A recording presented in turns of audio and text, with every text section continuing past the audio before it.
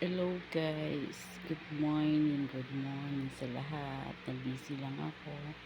Kaya medyo madalang ang aking post. And now, tapos na mag-shower, naka-uniform na, and then go down. Kasi kakain tayo ng breakfast. Tapos ng breakfast, work na tayo.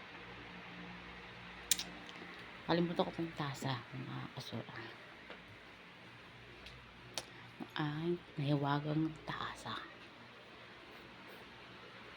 Upang tayo pa sa work.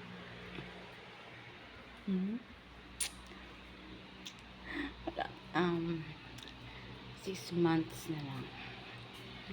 Uuwi na ako ulit sa Luzon, Pinas. Nakakamiss na matulog. Ay, hindi gising na maaga. Nakakamiss matulog na maghapon. Bye!